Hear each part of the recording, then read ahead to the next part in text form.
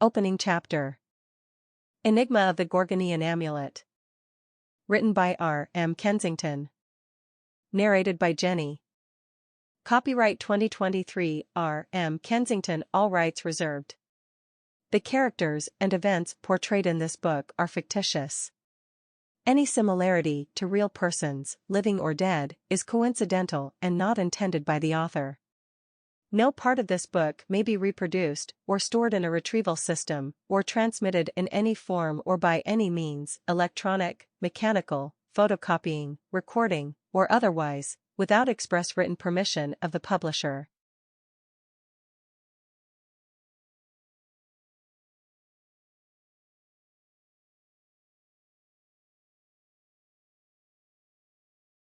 Enigma of the Gorgoneion Amulet. Chapter 1.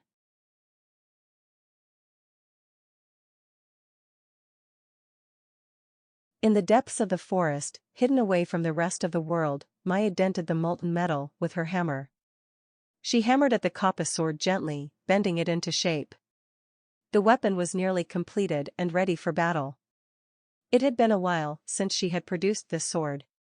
It was less popular in the modern age in comparison to the ancient times. Her apprentice, Kyra, stood guard as her little helper as sparks arose from the igneous bronze, brightening the cavern. She was excited to see a weapon that was used by her ancestors come to life before her eyes. It was a dimly lit cave located deep within the forest. The walls were rough and jagged, and the thick air wafted around them with the smell of burning coal and heated metal. The sound of clanging metal echoed throughout the cavern as Maya worked with her hammer and anvil. She took care in each strike she made, adding the final touches. The cavern was surprisingly spacious, with enough room to house their forge and the specialized weapons they created for all who could afford their services. In the depths of the underground cavern, Maya had transformed what might have been an inhospitable abyss into a haven of creativity and innovation. While the world above remained oblivious to the wonders hidden beneath the earth, Maya's workshop thrived in the subterranean sanctuary she had meticulously crafted. Maya had gone to great lengths to ensure the cavern was not only safe but also worked alongside nature. Her skillful crafting was so precise, she had carved intricate passageways and apertures into the rock, providing a means for the searing hot air, which would otherwise have stifled her, to find its way out. These carefully placed openings allowed a steady flow of fresh, life-sustaining air to circulate, transforming the underground expanse into a breathable workspace to create the most complex of weapons and armor. But Maya's resourcefulness didn't stop there. With the help of Loresteia, the Naiad of the Deep, she tapped into hidden pockets of steam that lay dormant within the cavern's depths. Guided by ancient knowledge and an unwavering connection to the Earth's secrets, she helped Maya release these pockets of steam into the untamed wilderness beyond. It became such a blissful partnership. The Naiad rewarded her for improving the flow of her stream that now went through the lowest levels of the cavern, providing fresh water to the demigod for her service, and back into the forest. Now that it was well ventilated, it was the most ideal time to start her work, where she would be free from the thick smoke and soot. The cavern itself was expansive and had become more than just a workshop. It became her home for the past 5 years. It had become crowded with pieces of handcrafted armor. In one corner of the cavern alongside racks of weapons lined the walls, each one glinting in the flickering light of the forge. The shelves were stocked with an array of tools of war, including rusted blades, blunt axes, and arrowheads of all shapes and sizes, each one waiting to be sharpened and restored to its former glory. Kyra watched intently as Maya worked, absorbing every movement and technique at a nonchalant pace. The younger apprentice had barely slept, the pressure of keeping up with a master of the forge heavy on her shoulders. She wished she had the same love for the craft her teacher did. But it was not to be, and she wasn't as eager to learn the ancient art of weapon-making like she should have been. She leaned against the stone table and wished she could get out of the cavern as soon as possible. It had been a long morning and it was getting hotter. It didn't help that the sun was blaring outside. But Loresteia kept the cavern cool so the two women could work tirelessly. Their hands permanently covered in soot and sweat. The copy sword would soon be used to slash beasts, hacking them into tiny pieces. In battle, the twin blades were a fearsome sight to behold as they sliced through the air with lethal precision, striking down beasts and foes alike with ease. The sharp edges of the blades would soon glint in the sunlight, reflecting the fury and determination of the demigods wielding them. The sight of them alone was enough to strike fear into the hearts of their enemies, and it was clear that their ability in blacksmithing was not only an art but a weapon of its own. As Maya toiled away on the sword, her apprentice tended to the fire. Out of boredom, Kyra searched the kitchen for a snack, and as she suspected, there was nothing edible to be found. She was always hungry, as though her stomach was the bottomless pit of Tartarus. The place where the most formidable creatures are sentenced to an eternity of punishment by none other than the god of the sky, Zeus. Her stomach rumbled. "We need to go hunting." "There's nothing to eat," Kyra yelled from the kitchen. Maya was known to work through the day without a break for food, usually having started her day with a hearty breakfast. But, for her, work always came first. She barely heard the words over the sound of her metallic clanging, although that didn't stop her from understanding her apprentice needed a break. "It'll take some time to finish crafting this sword. Why don't you go ahead without me and begin the hunt? I'll join you right after I'm done." "That'll take the whole day," she called out. Kyra made it back into the forge. "You're just going to soak it in the water to cool down, anyway. So, you might as well get some fresh air." Maya smiled with pride. "You're learning faster than I expected." "I'm not letting you skip out on hunting this time," Kyra tells her sternly. "I said I'll go out into the forest with you, didn't I? I have to always push you out of this dingy cavern." "You can call me your savior," Kyra said, beaming a radiant smile and playfully cupping her hands under her chin. Maya rolled her eyes and dipped the blade into the bucket of lukewarm water. "It should cool down by the time we capture some game and return. I'll go grab my hunting knife along with my bow and arrow." "Great," Maya said, a sense of purpose rising within her. "I'll meet you outside with my throwing knives and my hammer at the ready." Maya was determined to catch a sizable animal that could provide enough sustenance for them to last a while. A wild boar or a roe deer immediately sprang to mind. It didn't bother Maya much as she mostly ate for survival, ignored taste and texture, but her apprentice would surely prefer a delicious meal. She left the forge, changed out of her smithing gear, and into her hunting gear to remain as quiet as possible in the forest. She finished lacing up her hunting boots, adjusting them for comfort. She made her way towards the cavern entrance, taking care to step quietly on the uneven ground. The sound of the nearby stream filled the air, adding to the peacefulness of the forest. As she exited the cavern, Maya paused to take in her surroundings. She noticed how the land curved gently around it, creating bends, appearing as though it swayed, almost as if it was breathing. She looked back into the cavern shouting, "I'm outside." The sounds would reverberate her message ruggedly, but her voice would eventually reach Kyra. As she looked into the cavern, it was darker than she remembered. The black opening set within the rocky surface, barely visible inside. She could feel the cool, damp air emanating from it, carrying with it the sound of dripping water. Maya made her way around side of the entrance, where she admired the stream of water with a bank that mimicked the natural curve of the land. The water was crystal clear and tranquil, shimmering in the sunlight and reflecting the colors of the sky and the surrounding forest. A sense of peace washed over her as she gazed at the beautiful sight that she called home. She adored the view immensely, to the extent that she constructed a staircase from the hill leading down to the stream. For her, the most rejuvenating and intimate aspect of living in the forest was cleansing herself in the open air. However, the soot had managed to penetrate through her gloves and cling to her skin. Frustrated, she removed the gloves and scrubbed her hands against a rock, hoping to rid herself of the stubborn grime. Kyra made it out of the cavern and followed the steps down to the stream. She was more chipper than usual, and smirked as she swayed her hand and flicked water at Maya. And even though she had only made it halfway down the stairs, Maya turned back and charged at her. We agreed on not using our gifts on each other.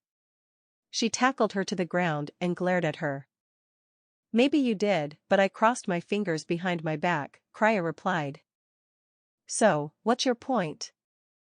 If you didn't get the memo, that excuses me from lying. And what did I tell you would happen if you used your powers on me? Kyra rolled her eyes. That you'd turn my hands to bronze. As she heard Kyra speak back to her, Maya let go of her apprentice, considering she may have been too harsh on her.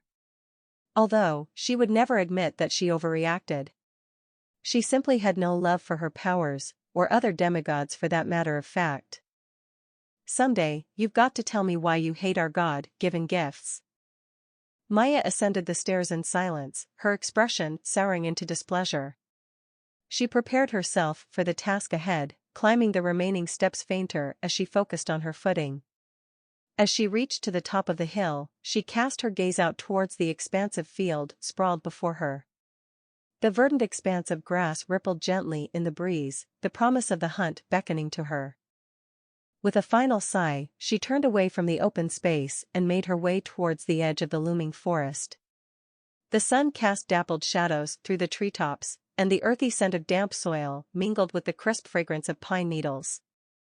Maya and Kyra trod cautiously, mindful of the unknown dangers lurking within the dense undergrowth. As they approached the brink of the forest, the canopy of trees grew denser, and the sunlight filtering through grew dimmer. They paused, taking a moment to adjust to the sudden shift in surroundings, before pressing forward into uncertainty. As they made their way deep into the forest, their eyes scanned the surroundings for any signs of prey. As they crept through the dense thicket, they spotted a wild boar grazing in a clearing up ahead. Without making a sound, they silently gestured their position to stalk the animal. Maya took the lead, her trusty hammer and throwing knives at the ready. Kyra followed close behind, her hunting knife and bow and arrow at the ready. The two moved with calculated precision, making their way stealthily towards the unsuspecting wild boar. As they closed in, the boar suddenly caught wind of their presence and began to bolt away.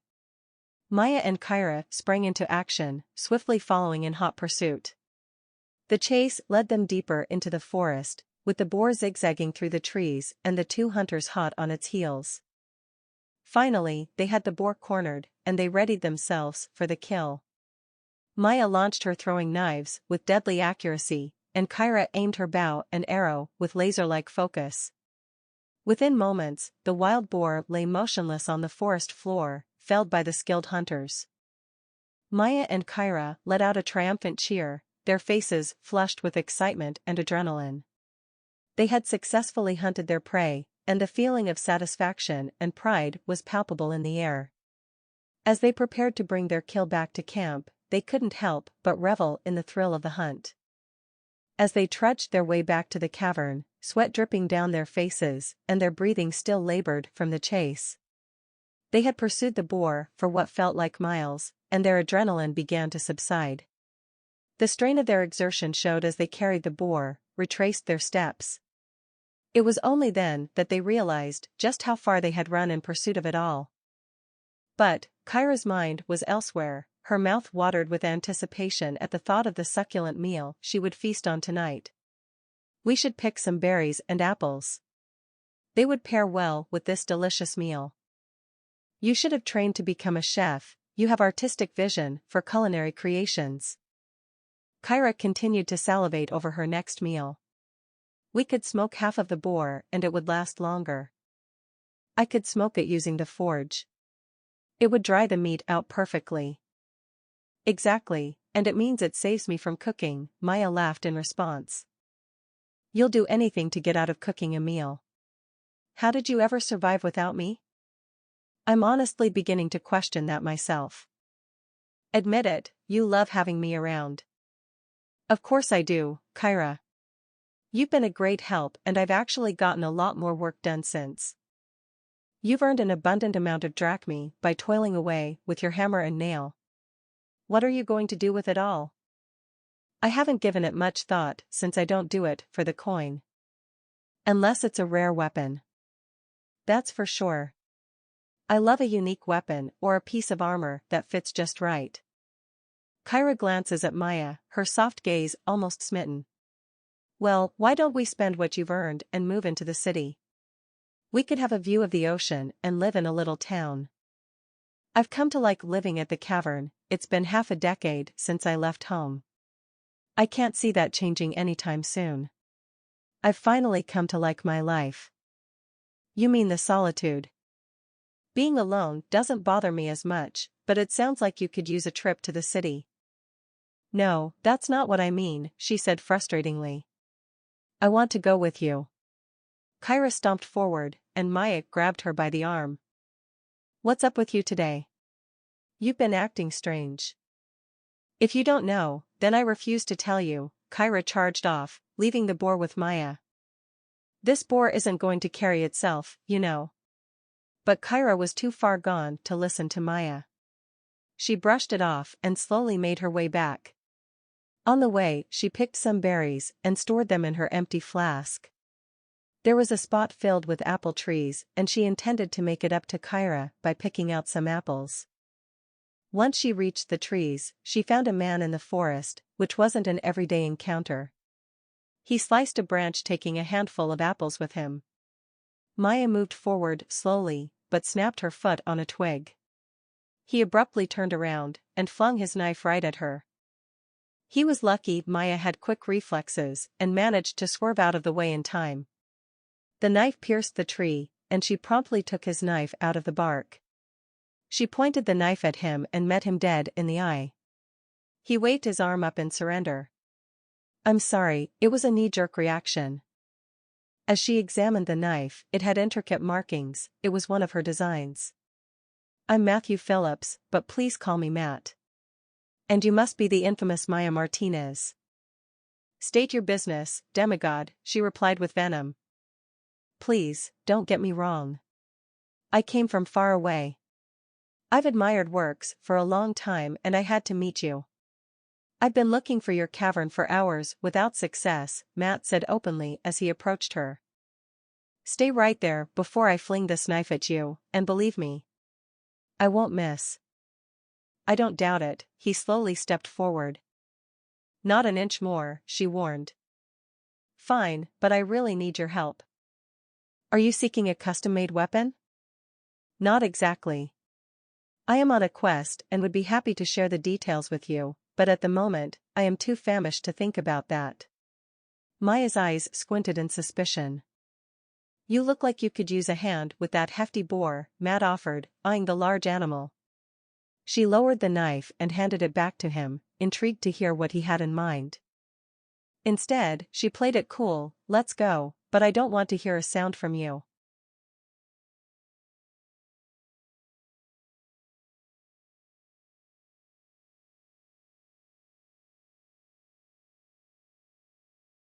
Closing chapter.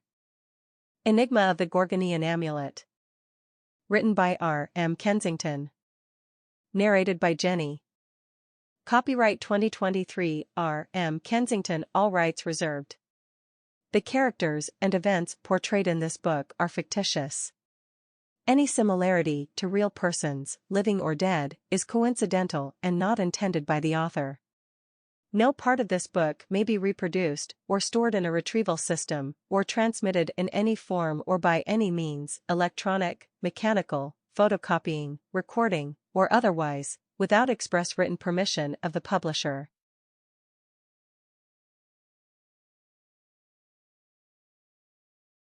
Hey there, it's been incredible sharing Enigma of the Gorgoneion Amulet chapters with you on my channel. But wait, there's so much more in store. If you're as hooked on this adventure as I am, make sure to hit that subscribe button below. By subscribing, you won't miss out on any of the upcoming chapters. And hey, don't forget to turn on notifications so you're the first to know when a new chapter drops. Your support means the world to me, so if you're enjoying the journey, give this video a thumbs up by hitting that like button. It helps more people discover this amazing story. Your clicks aren't just clicks, they're an express ticket to the next chapters of Enigma of the Gorgoneion Amulet. So let's keep the excitement going. Hit those buttons and let's keep diving into this thrilling tale together. Thanks for being an awesome part of this journey. Stay tuned for more and keep coming back for the next chapters. Happy listening!